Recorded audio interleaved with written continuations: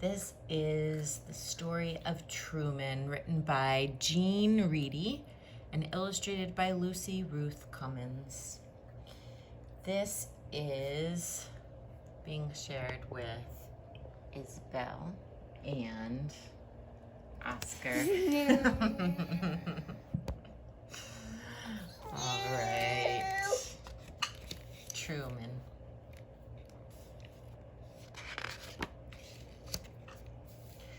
Truman was small, the size of a donut, a small donut, and every bit as sweet.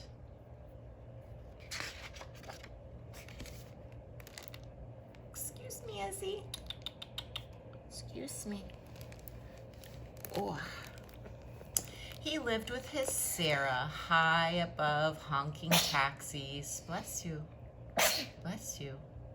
He lived with his Sarah high above honking taxis and growling trash trucks and shrieking cars.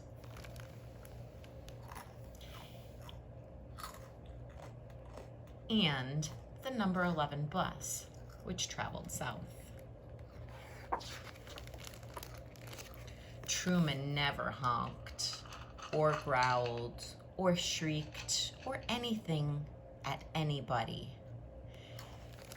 He was peaceful and pensive, just like his Sarah.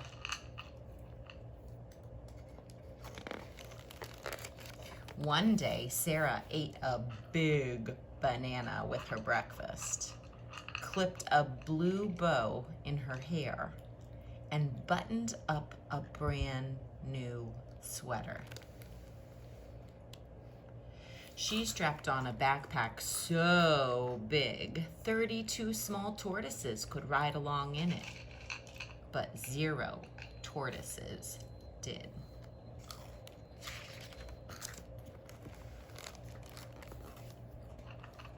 Sarah placed 7 green beans in Truman's dish,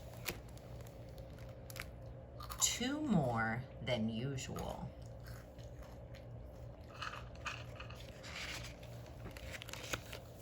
She kissed her finger and touched it to his shell and whispered,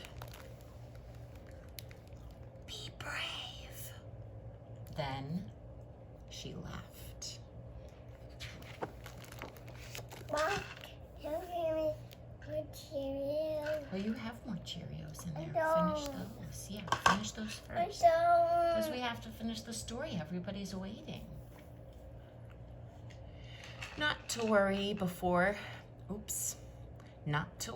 she'd left before, and she'd always returned. But this time, that backpack was particularly big, and Sarah looked particularly pensive, and that banana, and that bow, and let's not forget about those extra beans.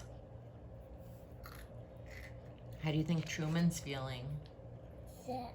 Yeah, he might be a little sad or a little worried. Where is his Sarah going?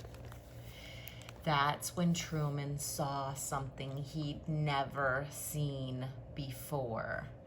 Sarah boarding the number 11 bus going south. The bus roared away. Truman waited for Sarah to return. He waited and waited. He waited 1,000 hours, tortoise hours that is, until he could wait no longer. He would go after his Sarah.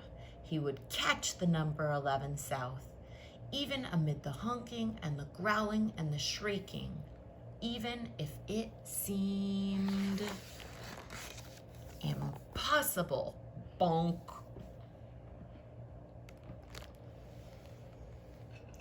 That's when he noticed the rocks. 3 rocks that had always been there.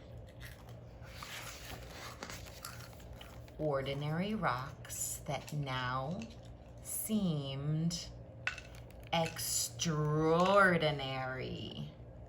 1, 2, 3.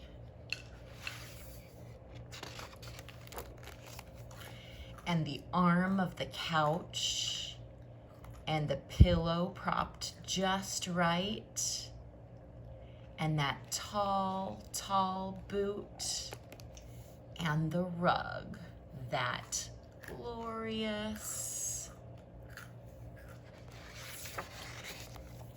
endless rug. Without Sarah, their home seemed vast and uncharted and unsettling. Truly unsettling.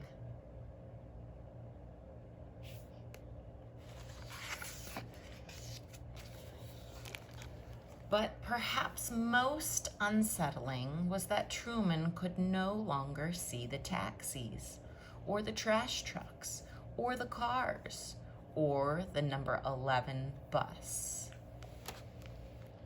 Which way was south anyway?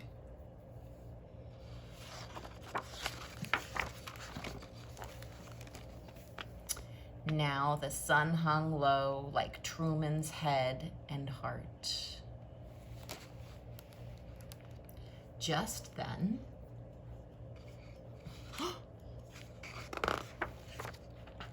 and then, vroom, screech, whoosh. Can we just read this document? In a minute, up floors and under doors, Truman heard it. A bus.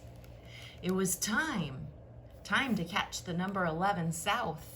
Amid the honking and the growling and the shrieking, yet standing there in that ray of light, Truman felt peaceful and pensive and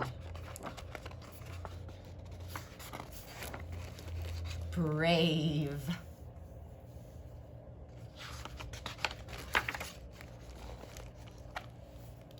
But just as he was about to slip under the door through that opening barely the size of a small tortoise,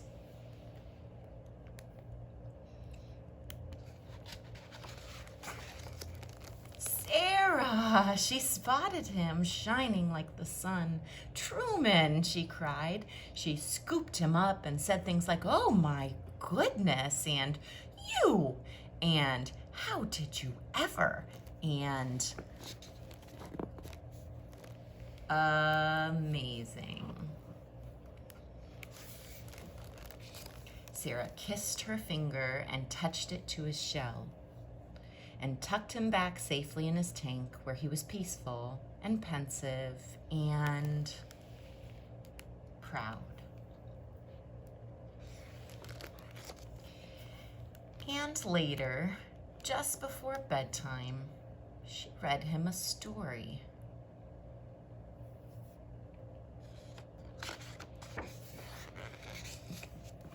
Now Truman knew that one day soon he and his Sarah might travel south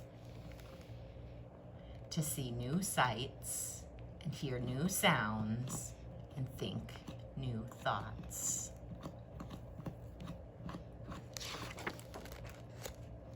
Together.